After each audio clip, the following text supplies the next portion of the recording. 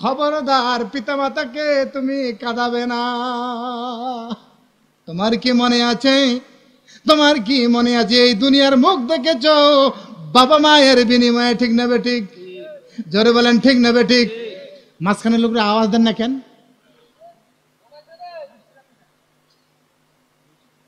বুঝে না আমার কথা? আমার ভাইরা আমার, পিতামাতাকে কাঁদাবে না, পিতামাকে কাঁদাবে না। যদি কাঁদাও আবার বাড়িতে ঘুরে গিয়ে, বাড়িতে ব্যাক করে গিয়ে পিতামাতাকে তোমাকে খুশি করাতে হবে। পিতামাতা খুশি থাকলে আল্লাহ খুশি, ঠিক না বেঠে? ভাইরা আমার, 7 নম্বর, এমন কথা বলো না, এমন কথা বলো না, রেগে কথা বলো না যাতে করে পিতা উপশব্দ ব্যবহার করে, ঠিক না বেঠিক? ফালা তাকুল লাহুমা উফ। বনি ইসরাঈল, ঠিক না বেঠিক? জোরে বলেন সুবহানাল্লাহ। এমন কথা বলো না রে যুবক, এমন কথা বলো না রে যুবক, যেই কথা বললে পিতামাতা দুঃখ করে বলে, আহ আহ, আমার ছেলেটা এরকম কথা বললো আজকে আমাকে, আমি এত কষ্ট করে আমার ছেলে মেয়েটাকে লালন পালন করেছি, আজ ছেলেটাকে আমাকে এতটুকু আঘাত দিল, ঠিক না বেঠিক? এই উপশব্দটি যেন ব্যবহার না করে। যদি উপশব্দটি ব্যবহার করে তোমার নেক আমল বাতিল হয়ে যাবে, তোমার নেক আমল বাতিল হয়ে যাবে। কারণ আল্লাহর পরে পিতামাতা। জোরে বলেন ঠিক না বেঠিক? আসসালামু আলাইকুম ওয়া রাহমাতুল্লাহি ওয়া বারাকাতুহু।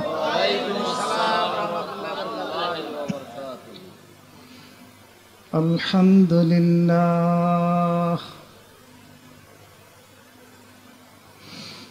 আলহামদুলিল্লাহ,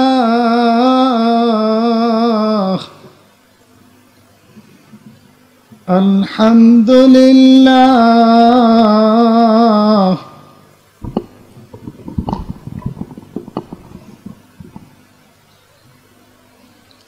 আলহামদুলিল্লাহ,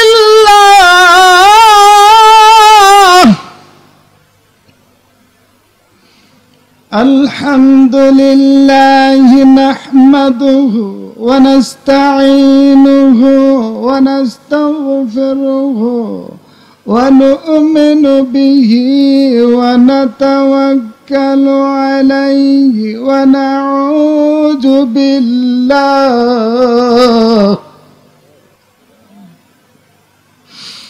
ونعوذ بالله من شرور أنفسنا ومن سيئات أعمالنا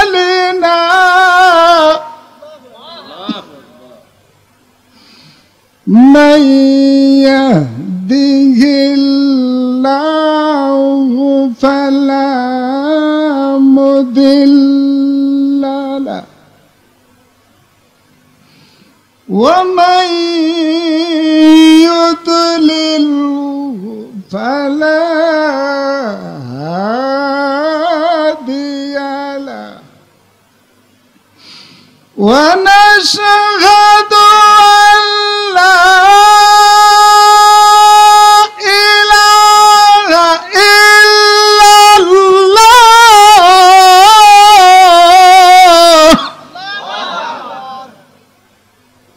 إلا الله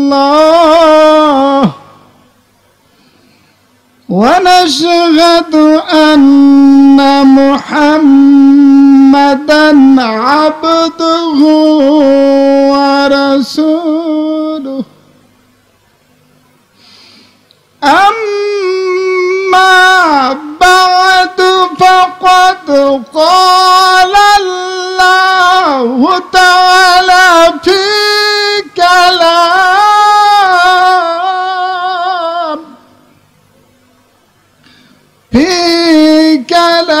كلامه المجيد والفرقانه الحميد।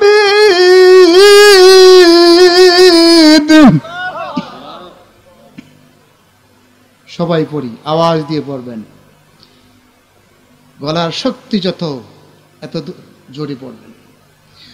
আউযু বিল্লাহি মিনাশ শাইতানির রাজিম।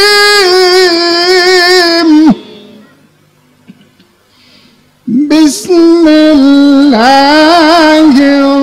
রাহমানির রাহিম।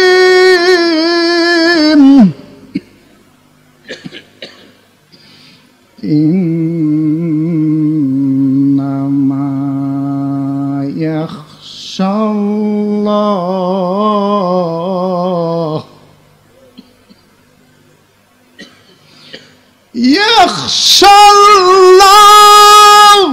মিন ইবাদিহিল উলামা।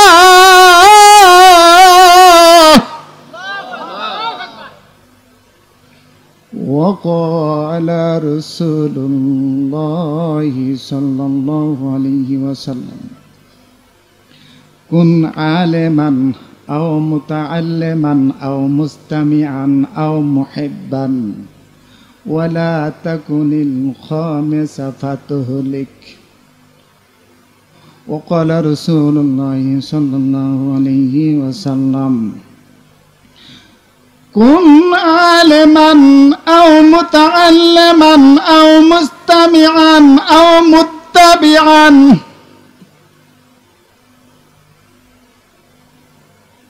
ولا تكن الخامس فتهلك.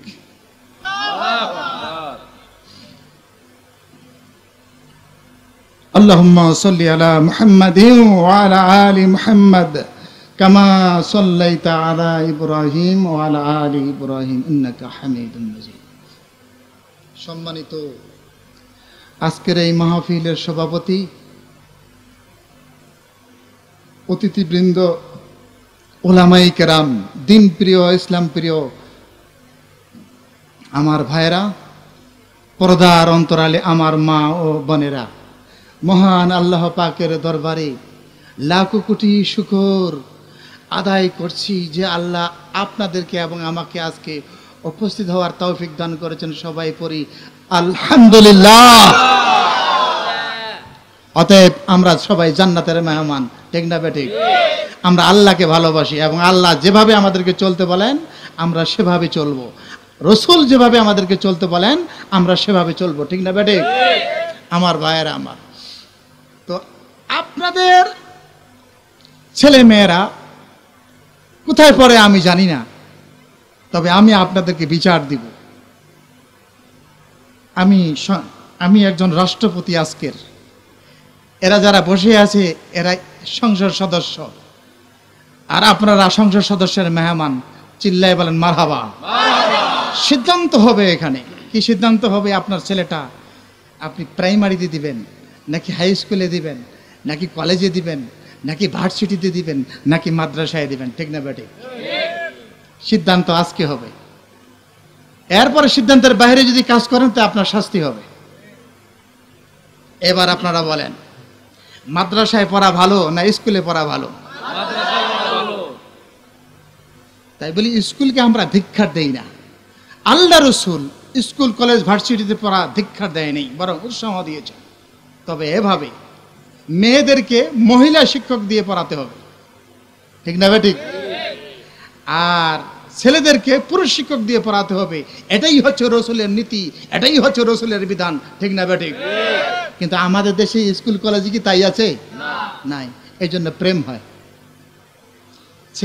ছেলে মেয়েরা এক জায়গায় বসে ক্লাস করে, যুবক যুবতী, কলেজের ছেলে মেয়েরা যুবক যুবতী না, এক জায়গায় ছেলে মেয়ে বসে কথা বলে, এক জায়গায় বসে ক্লাস করে। এতে অবৈধ প্রেম হওয়ার সম্ভাবনা বেশি, ঠিক না বেঠিক? জোরে বলেন ঠিক না বেঠিক? আমার কথা বলে মনে কষ্ট পাচ্ছেন? তাহলে আপনার ছেলে মেয়েটাকে কোথায় দিবেন? যুবতী মেয়েটাকে কোথায় দিবেন? কওমি মহিলা মাদ্রাসায় দিবেন। আর যদি আলিয়া মাদ্রাসা থাকে, যদি মহিলা মাদ্রাসা মহিলা শিক্ষক থাকে, সেখানে দিবেন, অসুবিধা নেই। স্কুলে পড়াবেন। যদি মহিলা স্কুল হয়, বালিকা স্কুল হয় দিবেন, কি বালিকা শিক্ষক হলে সেখানে দিবেন, ঠিক না বেঠিক? কারণ শিক্ষকগুলো প্রেম করে ছাত্রীর সাথে, ঠিক না বেঠিক? কেন? শয়তান লাগাই দেয়। শিক্ষক চায় না আমি প্রেম করব, ছাত্রীও চায় না, শয়তান লাগাই দেয়, ঠিক না বেঠিক? জোরে বলেন ঠিক না বেঠিক? তাহলে এবার আসেন, আপনার ছেলেটাকে কোথায় দিবেন? মাদ্রাসায় দিবেন। মাদ্রাসায় দিলে কি লাভটা পাবেন? আল্লাহর কোরআন পড়বে, ওরা মসজিদের ইমামতি করবে আর 10 জায়গায় ভিক্ষা করে খাবে। এটাই তো এলাকার লোক জানে, এটাই তো বাংলাদেশের লোক জানে। আমার প্রধানমন্ত্রী, রাষ্ট্রপতি আমাদের পিছনে নামাজ পড়ে, ঠিক না বেঠিক? বলে একটা দায়িত্ব বেহাজাল ইমাম, রাষ্ট্রপতি বলে মাওলানা সাহেব আমার ইমাম, ঠিক না বেঠিক? তোমার মতো রাষ্ট্রপতি যদি আমার পিছনে আমাদের পিছনে নামাজ পড়তে পারে, অতএব আমার প্রধানমন্ত্রী, ঠিক না বেঠিক? খারাপ বলছি? তাহলে আপনি চান না আমার ছেলেটা একটা আলেম হোক, ঠিক না বেঠিক? আপনারা ইমাম সাহেবের হাফেজ আলেমের পিছনে নামাজ পড়েন না? কয়েকশো বিঘা জমি আছে, আমি একটা লোকের নাম বলবো একটু পরে। এত বড় লোক, তুমি নিজে নামাজ পড়তে পারো না, ইমামতি করতে পারো না, তোমার ছেলেও পারে না, ওই ইমামের পিছনে তুমি নামাজ পড়ো, তোমার এই টাকা দিয়ে কি হবে, ঠিক না বেঠিক? এক সাহাবী আল্লাহ রসুলকে জিজ্ঞাসা করেছে, ইয়া রাসূলুল্লাহ, সন্তানহীন কোন ব্যক্তি? আল্লাহ রসুল জবাব দিলেন, সন্তানহীন ওই ব্যক্তি যার পিতা মরণের পরে দোয়া করার মতো কেউ নাই। সন্তান আছে কিন্তু দোয়া করার মতো উপযুক্ত কেউ নাই, ওই ব্যক্তিটাই সন্তানহীন। আমি কি বুঝাতে পারছি? আপনার লাখপতি, বিল্ডিং বাড়ি, গাড়ি, এসি গাড়ি, এসি বাড়ি, বাগে আরেকটা ছেলে দোয়া করবে, এরকম লোক নেই, ঠিক না বেঠিক? এই বাড়ি আপনার সঙ্গে যাবে না, ছেলেও আপনি পাইলেন না, ঠিক না বেঠিক? হবে না। তাহলে একটা ছেলেকে আলেম বানাতে হবে। এই ছেলেটা দুনিয়ার রাষ্ট্রপতি, প্রধানমন্ত্রী, পরকালেও প্রধানমন্ত্রী, ঠিক না বেঠিক? পরকালে কি? প্রধানমন্ত্রী।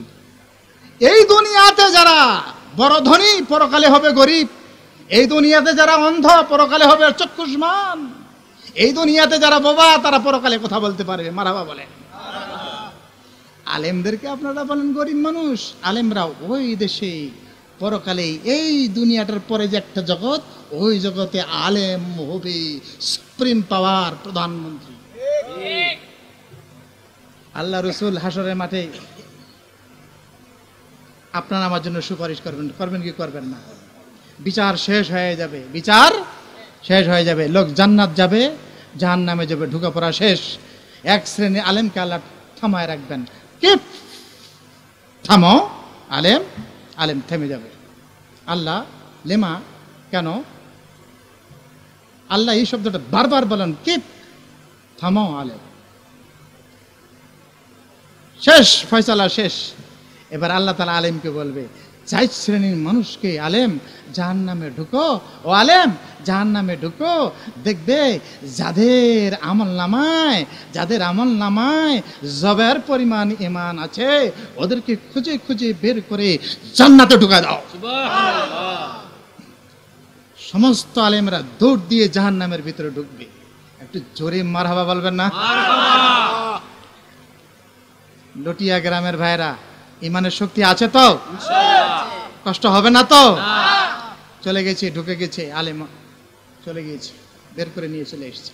আল্লাহকে বলবে, আল্লাহ জবের পরিমাণ যাদের ঈমান আছে সবাইকে বের করে জান্নাতে ঢুকাই দিয়েছে, আবার যাও, এবার গমের দানা পরিমাণ যাদের ঈমান আছে এদেরকে বের করো, জাহান্নাম থেকে বের করো, জান্নাতের ভিতর ঢুকাই দাও। ঢুকাই দেওয়া হলো। বলে এবার আসো, এবার আইসো, আবার ঢুকো। আল্লাহ বলবে, স্বয়ং আল্লাহ বলবে, সরিষা পরিমাণ যার ঈমান আছে ওদেরকে জাহান্নাম থেকে বের করে জান্নাতে ঢুকায় দাও। এরপরে আলেমেরা বলে, আল্লাহ এবার আমরা জান্নাতে চলে যাই না? কি থামো।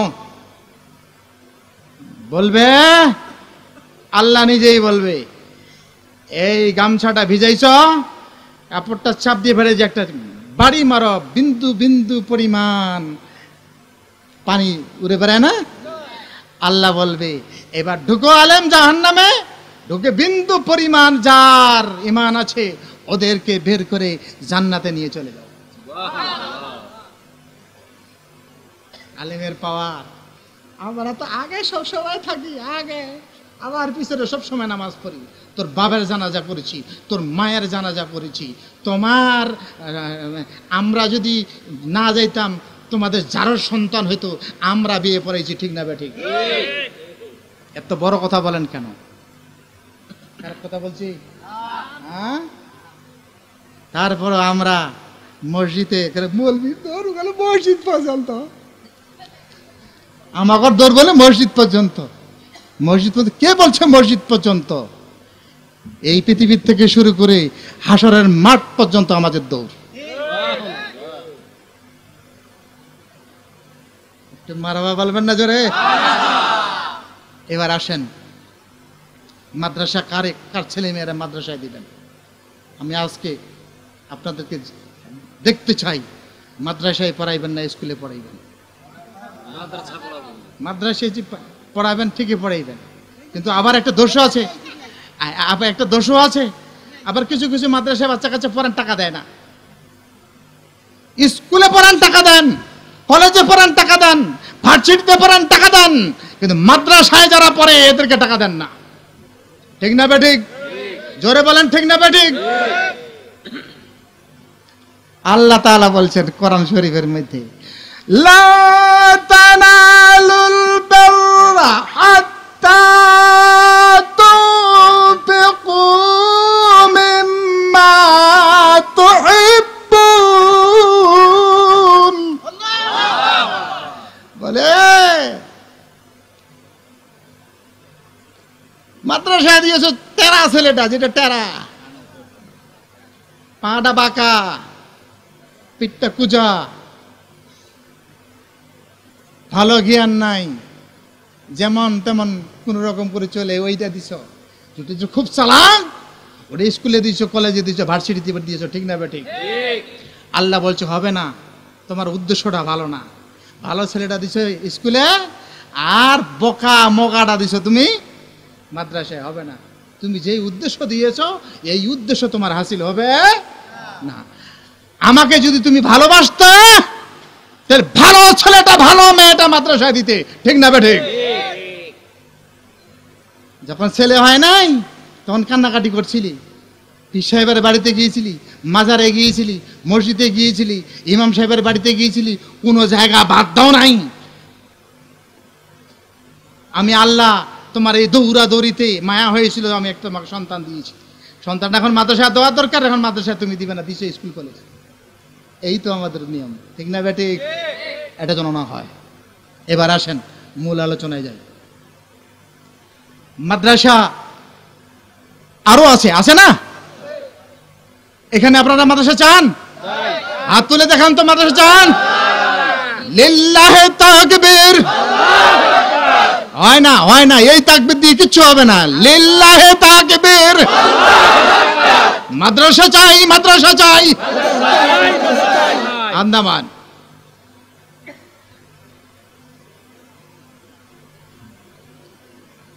মেয়েদেরকে দিবেন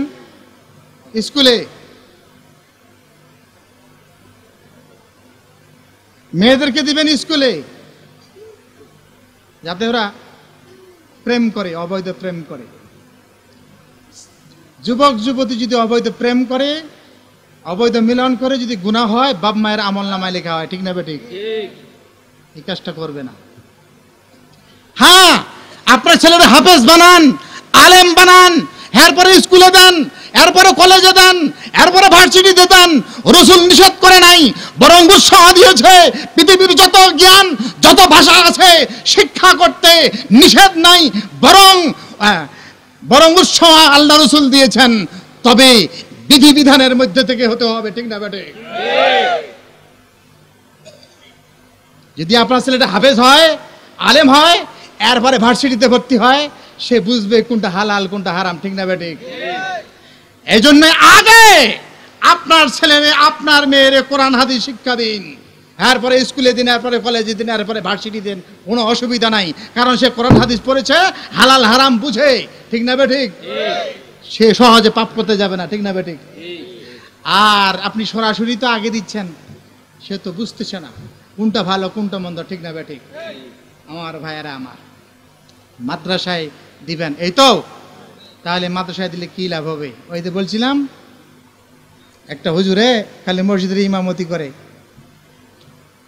হুজুরে চিন্তা করছে বড় লোকের মাইয়াটারে যদি বিয়ে করতে পারতাম রে, তো কত না সুন্দর জীবনটা সুখে যাইতো। মাইয়া লাইক করে না, মাইয়ারা লাইক করে না, বাবা ইমামতি করে খায়, ওইটা আবার খাওয়াই পারবো, ঠিক না বেঠিক? কলেজ ভার্সিটির ছেলে মেয়েদের হাতে মেয়ে বিয়ে দিবেন না, ওদের সেক্সের পাওয়ার কম। কারণ কেন? ওরা একাধিক মেয়ের সাথে ভালোবাসা করেছে। কওমি মাদ্রাসায় দিবেন, কওমি মাদ্রাসার হুজুরদের সাথে বিয়ে দিবেন, ওদের সেক্সের পাওয়ার বেশি। জীবনে কোনো সময়ও এরা বাইরে ঘোরাফেরার সুযোগ পায়নি, ঠিক না বেঠিক? যাই দেখেন ঢাকাতে সকালবেলায় ঢুকবে, রাত 10টার সময় বের হবে, আবার ভিতরেই থাকবে। মেয়েটা পড়াইতে দিবেন কওমি মহিলা মাদ্রাসায় দিবেন, মারহাবা বলেন, আর অন্য কোথাও দিবেন না। যদি না হয় একটা কওমি হুজুরের সাথে মাইয়া বিয়ে দিয়ে টেস্ট করেন, আর একটা ভার্সিটি ছেলের সাথে বিয়ে দিয়ে টেস্ট করেন, কার পাওয়ার বেশি। আমাকে 10 বাড়ি থেকে খাওয়া আসে, বুঝছেন? 10 বাড়ি থেকে খাওয়া আসে, 10 বাড়ি থেকে, এটা বুঝেন, সাইজ করে দিতে পারি আমরা। 10 বাড়ি থেকে ডিম 10 টাকা। আরে বেটা তুই এক সপ্তাহ একটা ডিম খাইতে পারস না বেটা, তুই কি করবি? তুই মারহাবা বলেন। কথা বুঝি খারাপ লাগতেছে? হুজুরের পাওয়ার কত আপনারা তো এখনো ব্রেনে চিন্তা করেন নাই। প্রত্যেকে বলে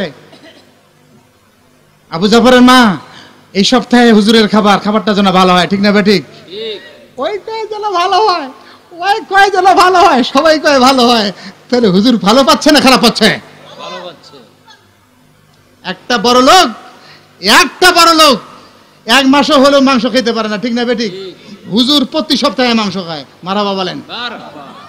আমি আজকে আপনাদের এখানে আসছি, মাংস খাওয়াইবেন না? আগামীকালকে, তারপরের দিন খাইতে হুজুর খাওয়াই মারা আলামু। আর আপনি যতই বড় লোক হন, আপনি পাবেন না মুরগের রান, পাবেন না মুরগের রান, আমরা খাইতে পারি না। আল্লাহু আকবার বলেন। হুজুরেরা, আলেমেরা এই বাংলাদেশে, এই পৃথিবীতে বেহেশতি খানা খায়, মারহাবা বলেন। কারেক্ট না হলে, আমি কুয়েতে তো কয়েকবার গেছি, আমার আদি গোষ্ঠী কুয়েতে থাকে, আমাকে দেখলে যে শ্রদ্ধা করে, বাংলাদেশের মানুষ শ্রদ্ধাই করে না। ওদিকে হুজুরের কত দাম, আল্লাহু আকবার বলেন। মেয়ে বিয়ে দিলে কওমি হুজুরের সাথে বিয়ে দিবেন, হাফেজদের সাথে মেয়ে বিয়ে দিবেন, মারহাবা বলেন। পড়াইবেন মেয়েটাকে পড়াইবেন মহিলা কওমি মাদ্রাসায় পড়াইবেন, ছেলেটাকে পড়াইবেন কওমি মাদ্রাসায় ভর্তি করে দিবেন। চরিত্রবান হবে, মেয়েটা চরিত্রবান হবে, পর্দাশীলা হবে, ছেলেটা চরিত্রবান ছেলে হবে, মারহাবা বলেন। খারাপ বলছি? স্কুল কলেজ যদি যান, আসতে ছেলে মেয়ের সাথে কথা বলে না? জোরে বলেন, বলে কি বলে না? চরিত্র নষ্ট হওয়ার সম্ভাবনা আছে কিনা? আছে। আর ওই মাদ্রাসায় নাই, মারহাবা বলেন। এবার আসেন মূল আলোচনায় যাচ্ছি। আমার বড় একটা হাদিসের মধ্যে এসেছে, দ্বীনের পয়গম্বর বলেন, তোমার ছেলেটা যদি হাফেজ হয়, তোমার কি লাভ হবে? দ্বীনের পয়গম্বর বলেন, ওই হাসরের মাঠে আল্লাহ তাআলা বলবেন, হাফেজ আসো। তোমার পরিবার থেকে 10 জন লোককে লইয়া জান্নাতে চলিয়া যাও। হাফেজ সাহেব জিজ্ঞাসা করবে, আল্লাহ কোন 10 জন লোককে লইয়া আমি জান্নাতে যাব? হাতে গণান, হাতে ধরেন। পিতা, মাতা, দাদা, দাদি, নানা, নানি, শ্বশুর, শাশুড়ি, নিজের ওয়াইফ, যার টাকা পয়সা দিয়ে হাফেজ লেখাপড়া করেছে। এই 10 জন লোককে লইয়া হাফেজ সরাসরি জান্নাতে চলে যা।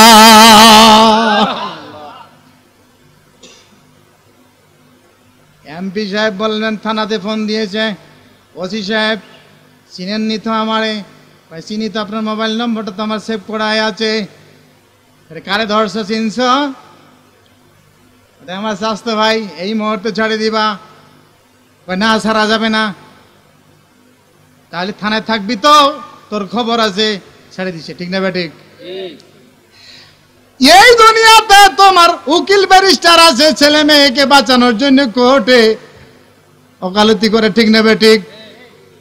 আপনি একজন আসামি হয়ে গেলেন, কোর্টে উকিল ব্যারিস্টার ওকালতি করবে তোমাকে বাঁচানোর জন্য, ঠিক না বেঠিক? এইবার তোমার পরকালে আল্লাহর কোর্ট থেকে বাঁচানোর জন্য উকিল ব্যারিস্টার লাগবে কি লাগবে না? পরকালে উকিল ব্যারিস্টার হলো 5টা। কয়টা? 1 নম্বর হাফেজ, 2 নম্বর আলেম, মারহাবা বলেন। 3 নম্বর কোরআন, আল্লাহু আকবার। 4 নম্বর সিয়াম রোজা। সুবহানাল্লাহ, জোরে পারবেন না? আলেমকে বলা হবে, আলেম রে, আল্লাহ তাআলা বলেন, আলেম আলেম, দুনিয়াতে বড় কষ্ট করেছো, বড় নির্যাতন সয়েছো, মানুষেরা বড় তোমাকে অত্যাচার করেছে, তোমাকে মিথ্যাবাদী বলেছে, তোমাকে ভণ্ড বলেছে। আলেম আসো, একটা তালিকা তৈরি করো, একটা তালিকা তৈরি করো। 70,000 লোকের নাম লেখো, 100 করে জান্নাতে ঢুকায় দাও, আবার আসো, আবার 100 জান্নাতে ঢুকায় দাও। এভাবে 70,000 লোক তোমার পরিবার থেকে জান্নাতে লইয়া যাও। আমরা বলি কাঠ মারলা কিছু কই তারি না। এইবার বুঝছেন তো কত পাওয়ার। এইবার দেখেন, কোরআন শরীফ তেলাওয়াত করেন, আপনি তেলাওয়াত করেন, কোরআন আপনার জন্য সুপারিশ করবে হাসরের মাঠে, ওকালতি করবে, ব্যারিস্টারি করবে কোরআন। মারহাবা বলেন। শুনুন দলিল, ইকরাউল কুরআন ফাইন্নাহু ইয়াতি ইয়াউমাল কিয়ামাহ। আল্লাহু আকবার বলেন। ইয়াউমাল কিয়ামাতে শাফিআল লিআসহাবি। কোরআন যে পড়ে, কোরআন তার জন্য হাসরের মাঠে সুপারিশ করবে। ইমাম গাজ্জালি একটা বড় ঘটনা বলেছেন, ওইটা হাদিস শরীফের মধ্যে আছে, আমি বলে দেই, মন দিয়ে শুনবেন। মানুষের মৃত্যুর সময় যখন ঘনিয়ে আসবে, কোন সময়? মৃত্যুর সময় যখন ঘনিয়ে আসবে, ওই মানুষটার তামাম জিন্দেগির কোরআন তেলাওয়াত সুন্দর মানুষের রূপ ধারণ করবে। আল্লাহু আকবার বলেন। আজরাইল যখন চলে আসবে, মানুষটাকে যখন ধরে ফেলবে, এমন সময় লোকটার চোখ বন্ধ হয়ে যাবে, কিন্তু সে দেখতে পাবে তার সামনে একটা সুন্দর চেহারাধারী মানুষ দাঁড়িয়ে আছে। আল্লাহু আকবার বলেন। গ্রামের লোকেরা তারে গোসল করাবে। কি করাবে? গোসল করাবে। এমন সময় নজর করে দেখবে, এমন সময় নজর করে দেখবে, সুন্দর চেহারাধারী মানুষটা চকির এক কর্নারে দাঁড়িয়ে আছে। লাশ নিয়ে যাবে গোসল করার জন্য। আল্লাহু আকবার বলেন। গোসল করার জন্য নিয়ে যাবে, গোসল শেষ হয়ে যাবে। কি হয়ে যাবে? গোসল শেষ হয়ে যাবে। কাপড় পরাবে। কিসের কাপড়? জোরে বলেন। কাফনের কাপড় পরাবে। ডানের কাপড় বামে দিবে, বামের কাপড় ডানে দিয়ে দিবে। মাথার পাশে বাঁধবে, পায়ের পাশে বাঁধবে। এমন সময় ওই সুন্দর চেহারাধারী মানুষটা মৃত্যু ব্যক্তির বুকুরে পড়ে শুয়ে পড়বে। ওকে জাপটে ধরবে, জানাজা নিয়ে যাবে। জানাজা শেষ হয়ে যাবে, নিয়ে যাবে কবরে। কবর দেওয়া শেষ, বাঁশ দেওয়া শেষ, মাটি দেওয়া শেষ। 40 কদম যখন মানুষেরা চলে আসবে। আল্লাহু আকবার বলেন। কত কদম? 40 কদম যখন মানুষেরা চলে আসবে তখন দুইজন ফেরেশতা, সেই ফেরেশতা দুজনের নাম কি বলেন? মুনকির নাকির চলে আসবে। আসতেছে আসতেছে মুনকির নাকির। ওই মুহূর্তে ওই যে মৃত্যু ব্যক্তিটাকে চাপটে ধরেছে, ধরে বুকের উপর শুয়ে পড়েছে সুন্দর চেহারাধারী মানুষটা, কাফনের কাপড় থেকে বের হয়ে কবরের এক পাশে চুপ করে বসে থাকবে। আল্লাহু আকবার বলেন। মুনকির নাকির চলে আসছে, আসে বলবে, কে তুমি? কে? এই কে তুমি? আমার পরিচয় তুমি চাও? জি। তোমরা কে? মুনকির নাকির। যাও আল্লাহকে বলো আমি কে, আমার পরিচয় কে জানে? আল্লাহ। জোর বলেন। আল্লাহ জানে। আল্লাহর কাছে দৌড় দিবে। আল্লাহ ওখানে আমরা দুজন যাওয়ার আগে আগে দেখতেছি একজন সুন্দর চেহারাধারী মানুষ বসে আছে ওই জায়গায়। আল্লাহু আকবার বলেন। আল্লাহ বলবেন, মুনকির নাকির রে, তোমরা তার কাছে জিজ্ঞাসা করো না তার পরিচয়টা কি। এবার ব্যাক করে চলে আসবে, এসে জিজ্ঞাসা করবে তোমার পরিচয়টা কি। বলে আমার পরিচয়টা জানতে চাও? আমার পরিচয় এই মৃত্যু ব্যক্তির তামাম জিন্দেগির কোরআন তেলাওয়াত এক হয়ে মানুষের রূপ ধারণ করেছে। রূপ ধারণ করেছো? জি। তুমি সরে যাও, আমরা একটু সওয়াল জবাব করব। না, হবে না। আল্লাহু আকবার বলেন। হবে না? জি। আমরা সওয়াল জবাব করব? না, হবে না, চলে যাও। এইবার মুনকির নাকির চলে আসবে আল্লাহ তাআলার কাছে। আল্লাহ গো, সওয়াল জবাব করতে গিয়েছিলাম কিন্তু ওই সুন্দর চেহারাধারী মানুষটার জন্য সওয়াল জবাব করতে পারলাম না। আল্লাহু আকবার বলেন। আল্লাহু আকবার বলেন। ওই ঠিক আছে, যাবার দরকার নাই, তবে তাকে তোমরা জিজ্ঞাসা করতে এই সুন্দর চেহারাধারী মানুষটা কতক্ষণ তার সাথে থাকবে। দৌড় দিয়ে আসছে, জিজ্ঞাসা করেছে কতক্ষণ তুমি থাকবে। এইবার সুন্দর চেহারাধারী লোকটা বলে, মুনকির নাকির তোমরা শোনো, এই লোকটাকে আমি দুনিয়ার সাথে ছিলাম, আমি এখন কবরে তার সাথে আছি। আল্লাহু আকবার বলেন। আমি হাসরের মাঠে আমি তাকে উঠাবো, তার সাথে আমি থাকবো, আল্লাহর কাছে নিয়ে যাব, আল্লাহর কাছে একটা সনদপত্র নিব। জান্নাতে ঢুকানোর জন্য আমি আল্লাহ তাআলার কাছে একটা সনদপত্র নিব। এই সনদপত্র নিয়ে ওকে আমি জান্নাতে ঢুকায় দিব। এরপরে আমি চলে যাব আমার বাড়ি ফি লাউহিম মাহফুজ। তাহলে তুমি তাকে জান্নাতে ঢুকায় দিবে? বলে জি। তাহলে আমরা গেলাম। দি যাও, get out from here, don't talk more. বাস, তারা চলে গিয়েছে। কোন কারণে গেল? তাহলে সকালে উঠে কোরআন শরীফ পড়তে হবে, প্রতিদিন এই আমলটা করতে হবে। মারহাবা বলেন, জোরে বলেন মারহাবা বলেন। ভাইরা আমার, এবার আসেন, আল্লাহর কাছে নিয়ে যাবে সুন্দর চেহারাধারী মানুষটা, আল্লাহ তাআলার কাছে নিয়ে যাবে। হায় রে, আল্লাহকে বলবে, আল্লাহ এই ব্যক্তিটা কোরআন শরীফ তোমার তেলাওয়াত করেছে। কোরআন, আচ্ছা বলেন তো কোরআন শরীফ জবান আছে না জবান নাই? এরা আমাদের কাছে দেখেন কথা বলতে পারে না, যখন হাসরের মাঠ কায়েম হবে কোরআন শরীফ কথা বলবে। মারহাবা বলে। আল্লাহর কাছে বলবে, আল্লাহ এই ব্যক্তি তোমাকে না দেখে না চিনে মহব্বত করে পড়েছে, ঠিক না বেটি? তোমাকে তো দেখে নাই আল্লাহ, তোমার কালাম তোমাকে বিশ্বাস করে সত্য করে তারা পড়েছে। আল্লাহ যারা তোমাকে না দেখে পড়েছে, আমার একটা দাবি, এদেরকে জান্নাত দিতে হবে। আল্লাহ বলছে, আমি জান্নাত দিয়ে দিলাম। বাস, এই লোকটাকে, মৃত্যু ব্যক্তিটাকে হাসরের মাঠে উঠাবে সুন্দর চেহারাধারী মানুষটা। আল্লাহকে বলবে, আল্লাহ এই লোকটাকে তোমাকে ভুলে নাই, সবসময় কোরআন শরীফ পড়েছে, তাই এখন কি করব? একে আমি জান্নাতে ঢুকাই দিয়ে আসবো।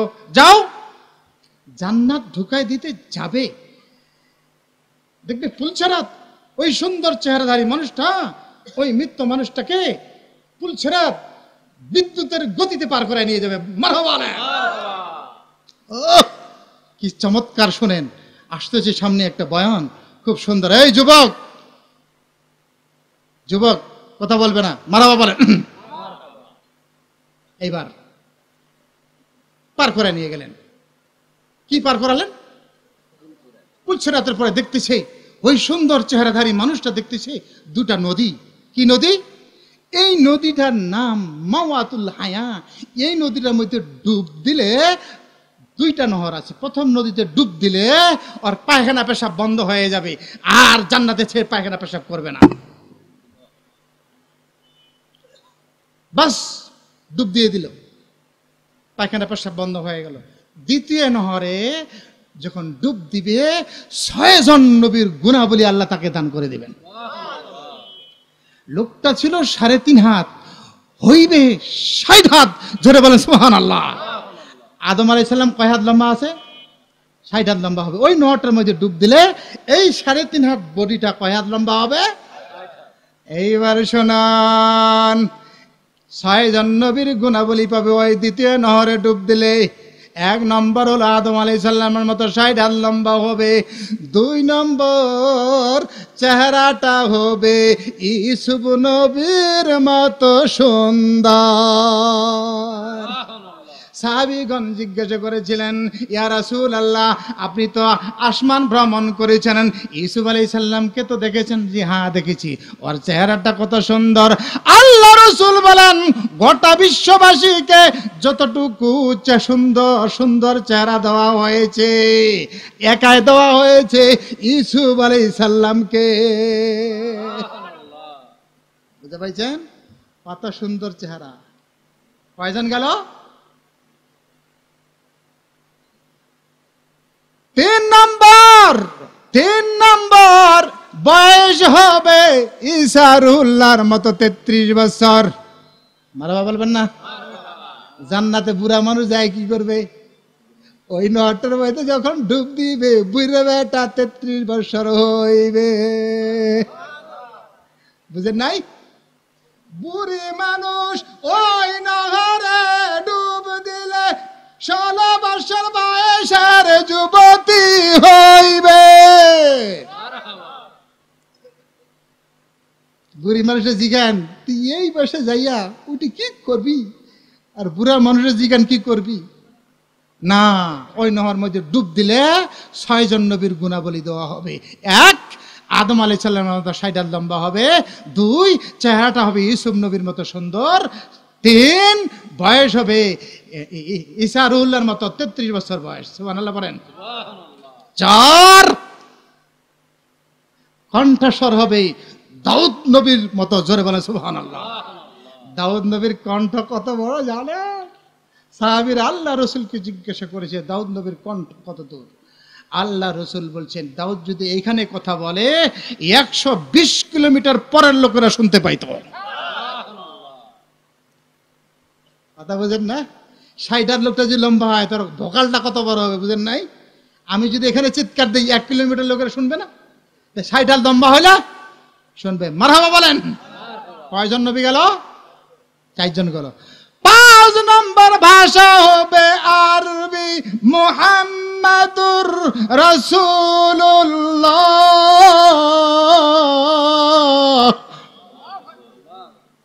কত? 6 নম্বর অন্তর নরম হবে আয়ুব নবীর মতো। অন্তর নরম হবে আয়ুব নবীর মতো। কথাগুলো ভালো লাগে? জোরে বলেন, ভালো লাগে? যুবকের ওয়াজ করবো একটু পরে, আসতেছি। মারহাবা বলেন। ভাইরা আমার, কেন বলছি? ছেলে মেয়েদেরকে ব্যবহার আচার চরিত্রবান করতে গেলে মাদ্রাসার শিক্ষার বিকল্প নেই। ঠিক না বেঠিক? আমার ভাইরা আমার, এবার আসেন, আমি বাবার শেষ বয়সে ছেলে মেয়েরা বাবাকে দেখে না। দেখে? জোরে বলেন, দেখে? দেখে না। কেন দেখে না? আপনার ছেলেকেটা তো আপনি কোরআন হাদিস শিক্ষা দিলেন না। না দেওয়ার কারণেই তো তারা পিতা মাতাকে সেবা করে না। সেবা করে কারণ বাবা মায়ের উচিত ছিল সন্তানকে কোরআন হাদিস শিক্ষা দেওয়া, বুঝানো। ঠিক না বেঠিক? এইবার দেখেন, এই যুবক, কান পাতে শুনেন, বাবা যার বয়স্ক হয়েছে ওই ছেলেটার দায়িত্ব হচ্ছে 16টা। কয়টা দায়িত্ব? জোরে বলেন, কয়টা দায়িত্ব? 16টা। ছেলে যখন যুবক হয়ে যাবে, বাবা যখন বৃদ্ধ হয়ে যাবে, তখন যুবকটার দায়িত্ব 16টা। জোরে বলেন কয়টা? জোরে বলেন কয়টা? এবার বুঝে নিয়েন যুবকের, কান পাতে শোনেন।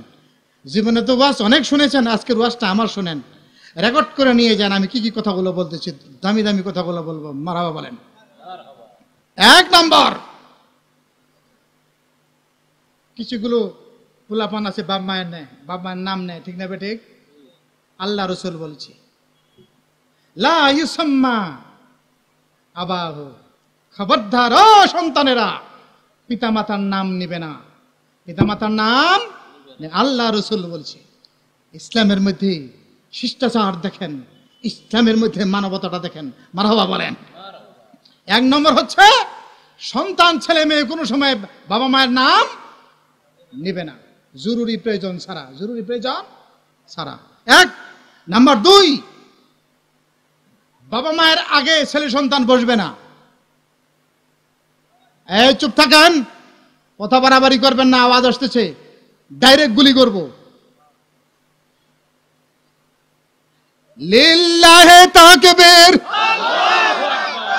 এই আমার কাছে ফেরেশতা নাই, আমি ফেরেশতা দিয়ে গুলি করতে পারি না? বুঝে না, খালি বাংলাদেশে পুলিশে গুলি করবার পারে, আমরা পারি না। গুলি করছে না, বদর যুদ্ধে গুলি করে নাই, মাইরে গিয়ে সুতাই দিছে। মারহাবা বলেন। 313 জন, ওদের 1000। আল্লাহ বলছে আমি বদরের যুদ্ধে 1000 ফেরেশতা পাঠায় দিয়া গুলি কইরা কাফের মুশরিকদেরকে মাইরা সুতাই দিছি। মারহাবা বলেন। পারেন কি পারেন না? সেই আল্লাহ আছেন কি আছেন না বলেন? আছেন। এবার দেখেন 2 নম্বর, বাবার আগে বসবে না, বাবার আগে ওয়ালা ইয়াসলিস আমামা, বাবার আগে বসবে না, বাবার আগে বসবে না। 2, 3, বাবার সামনে হাঁটবে না। লা ইয়ামশি ক্বাবলা, আল্লাহ রাসূল বলছে বাম্মা হাঁটলে তাদের সামনে হাঁটবে না। লিল্লাহে তাকবীর দেন, তাকবীর, লিল্লাহে তাকবীর। ইসলাম বলেছে করি কোটা, শান্তি কোনটা? আল্লাহ রসুলকে জিজ্ঞাসা করলে ইয়া রাসূলুল্লাহ, ইয়া হাবিবাল্লাহ, বাবা মায়ের সেবা করলে আমি কি লাভ পাবো? আল্লাহ রসুল বলছেন কোন সন্তান যদি বাবা মায়ের সেবা করে ওর রিজিকের দরজাটা আমি খুলে দেই। নাম্বার 2, ছেলে সন্তানের হায়াত বেড়ে যায়। নাম্বার 3, বিপদ আপদের দরজা বন্ধ করে দেওয়া হয়। মারহাবা বলেন। নাম্বার 5, পরকালে তার জন্য কোনো শাস্তি হবে না। মারহাবা বলবেন না? তাহলে কয়টা বললাম? 1 নম্বর হলো পিতার নাম নিবে না, 2 নম্বর পিতার আগে বসবে না, 3 নম্বর পিতার আগে চলবে না, নাম্বার 4 গালিগালাজ করবে না। ওয়ালা ইয়াসুবুল ওয়ালিদাইন,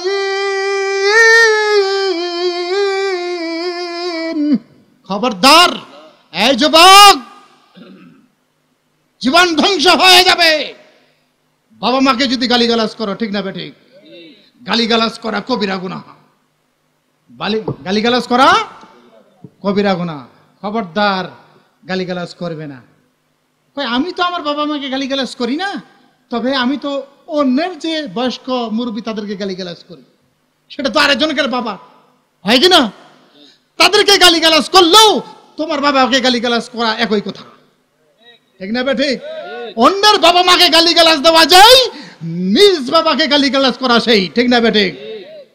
বুঝে আসছে আমার ভাইরা? আমার ভাইরা আমার, পিতামাতার অবাধ্য হবে না। 5 নম্বর, পিতামাতার অবাধ্য হবে না। আল্লাহ রাসূল বলেছেন ওয়ালা তুআক্কান্না ওয়ালিদাইন পিতামাতার অবাধ্য হবে না।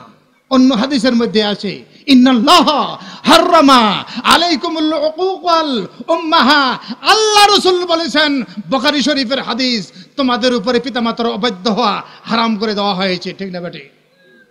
পিতামাতার অবাধ্য হওয়া যাবে না। নাম্বার 6, পিতামাতাকে দুঃখ দিবে না। যুবক যুবকেরা, পিতামাতাকে দুঃখ দিবে না। কি দিবে না? দুঃখ দিবে না। ওয়ালা ইয়াবকুল ওয়ালিদাইন।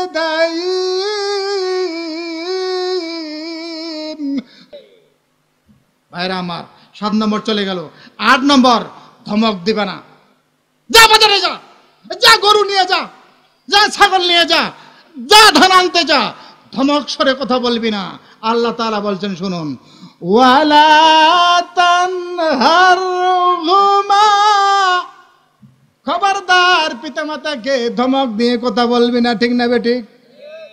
পিতামাতাকে ধমক দিয়ে কথা বললে, চোখ রাঙিয়ে কথা বললে আল্লাহ তার উপরে রেগে যায়। ঠিক না বেঠিক? 9 নম্বর আছে, সম্মানজনক কথা বলবে। পিতামাতার সাথে কেমন কথা বলবে? সম্মানজনক কথা বলবে। কওলান কারীমা, পিতামাতাকে সম্মানজনক কথা বলবে, ভালো ভালো কথা বলবে, মিষ্টি ভাষায় কথা বলবে। মারহাবা বলেন। শেষ হয়ে যাচ্ছে, একজনও দাঁড়াবেন না। আমি কথাই তো শুরু করিনি এখনো। ঠিক না বেঠিক? এবার আসেন 10 নম্বর, পিতামাতা যখন বার্ধক্য হবে তখন তোমার দয়ার হাত, মায়ার হাতটা তাদের জন্য বাড়িয়ে দিবে। ওয়াখফিদ লাহুমা জানাহাজ যুল্লি মিনার রাহমাহ। আল্লাহ বলছেন, তোমাকে যখন ছোটবেলায় লালন পালন করেছে, তোমার বাবা এখন বৃদ্ধ হয়ে গেছে, ইনকাম করতে পারে না, উপার্জন করতে পারে না, তুমি এখন তাদের জন্য দয়ার, তোমার মায়ার হাত বিছিয়ে দাও। জোরে বলে সুবহানাল্লাহ। ঠিক না বেঠিক? আমরা ভুলবো না তো? হাত উঁচু করে দেখাই যুবকেরা, হাত উঁচু করে দেখাই। আমরা আমাদের পিতামাতাকে ভুলবো না, পিতামাতাকে আঘাত দিব না, পিতামাতাকে কষ্ট দিব না, শোয়ার জায়গা কষ্ট দিব না, খাওয়ার জন্য কষ্ট দিব না। ঠিক না বেঠিক? আল্লাহ তুমি কবুল করো, হাত না পাও। এইবার আসেন 11 নম্বর। 11 নম্বর, পিতামাতা যদি মারা যায় তাহলে সন্তানের কাজটা কি? তার জন্য 5টা কাজ। পিতামাতা মারা গেলে কয়টা কাজ? 5টা কাজ। 1 নম্বর, আসসালাতু আলাইহিমা, তাদের জন্য দোয়া করা, তাদের জন্য দোয়া করা, তাদের জন্য দোয়া করা। 11 নম্বর চলে গেল। 12 নম্বর, ওয়াইস্তাগফির লাহুমা, তাদের জন্য বারবার তওবা করবে সন্তান, এই জন্য আল্লাহ তার বাবাকে মাফ করে দিবে।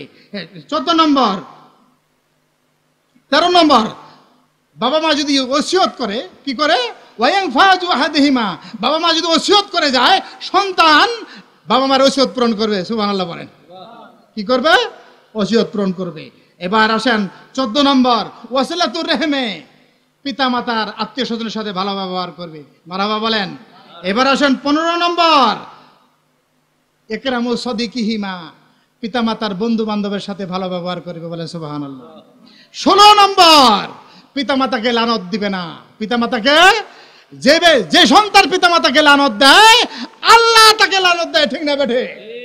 আমার ভাইয়েরা আমার, এবার আসি, আপনারা আপনাদের ছেলে সন্তানকে মাদ্রাসায় দিবেন, তাই তো? আপনাদের চাহিদা মাদ্রাসা, ঠিক তো?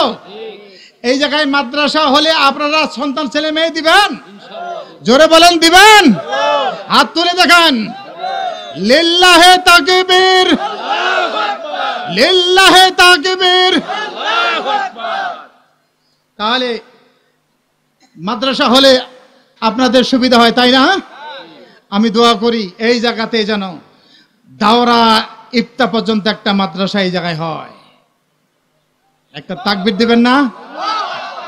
এই জায়গাতে যেন অত্র এলাকার ছেলে মেয়েরা এই জায়গায় লেখাপড়া করতে পারে, এরকম একটা মানসম্পন্ন মাদ্রাসা দাওরা ইফতা পর্যন্ত এই জায়গায় যেন একটা মাদ্রাসা হয়। আল্লাহ যেন কবুল করে। নারায়ে তাকবীর। তাহলে আমরা মাদ্রাসায় ছেলে মেয়েদেরকে দিব, ঠিক তো? আমরা মাদ্রাসা আগে পড়াবো, এরপরে স্কুল কলেজ ভার্সিটিতে পড়াবো, ঠিক না ঠিক? আজকে দেখেন প্রাইমারি স্কুল সরকারি হয়, হাই স্কুল সরকারি হয়, কলেজ ভার্সিটি সরকারি হয়, কিন্তু আজ মসজিদ সরকারি হয় না, ঠিক না ঠিক? হয় মসজিদের ইমাম বেতন চেয়ে চেয়ে দিতে হয়, সরকারি হয় না। ইমামদের বেতন হয় না। ইমাম বাংলাদেশের জমিনে ইমামেরা যে কত কষ্ট করে থাকে, অল্প কয়েক টাকা বেতন দিয়ে সংসার চলে, তাদের মেয়ে ছেলেদের বিয়ে দেওয়া যায় যায় না, তারা ছেলে মেয়েদেরকে মানুষ সঠিকভাবে করতে পারে না।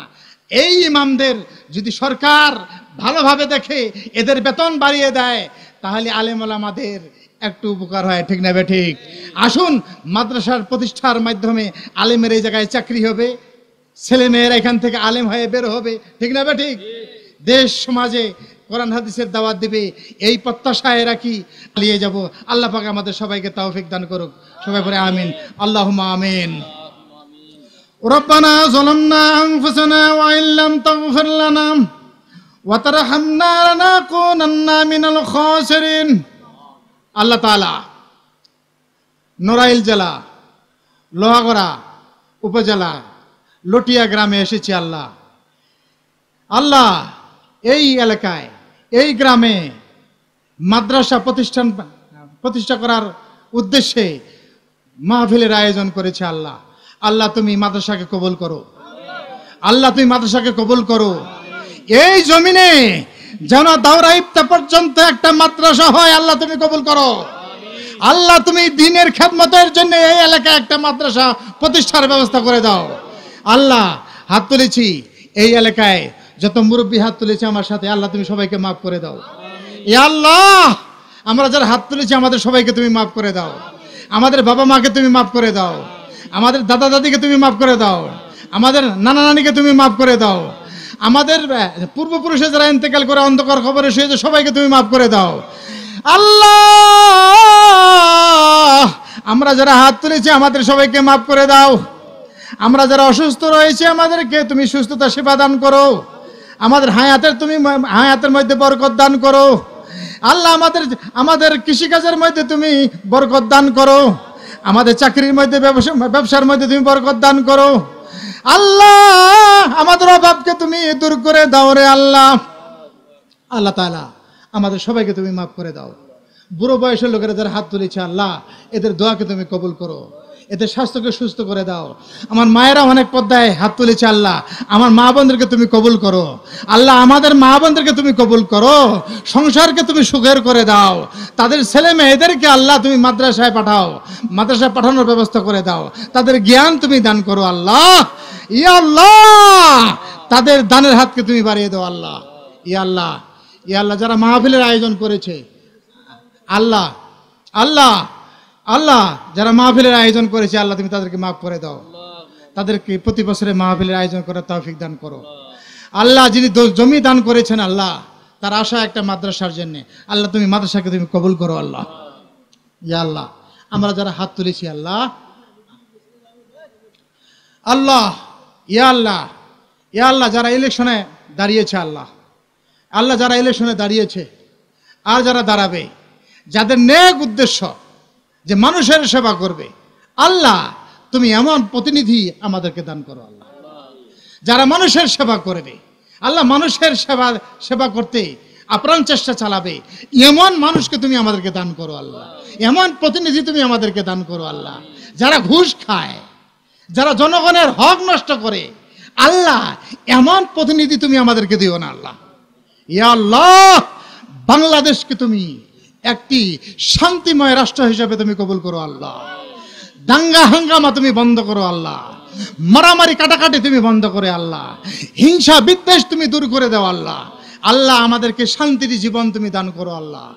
আল্লাহ আমরা যেন ভাই ভাই হিসেবে বসবাস করতে পারি এর তৌফিক তুমি দান করো আল্লাহ। পরিশেষে সকলের জন্যে আল্লাহ আমি একটা দোয়া করে দিলাম, এদেরকে তুমি রহমত দান করো আল্লাহ। এদেরকে তুমি তোমার বরকত দান করো আল্লাহ। এদেরকে তুমি অভাব দিও না আল্লাহ। এদেরকে তুমি কষ্ট দিও না আল্লাহ। এদেরকে তুমি বালা মুসিবত দিও না আল্লাহ। আল্লাহ তোমার রহমতের কোলে তুলে দিয়ে গেলাম আল্লাহ। আল্লাহ তোমার রহমতের কোলে সমর্থ করে দিয়ে গেলাম আল্লাহ। এদেরকে তুমি দেখে দেখে রাখবা আল্লাহ। লা ইলাহা ইল্লাল্লাহু মুহাম্মাদুর রাসূলুল্লাহ। আসসালামু আলাইকুম ওয়া রাহমাতুল্লাহি ওয়া বারাকাতুহু।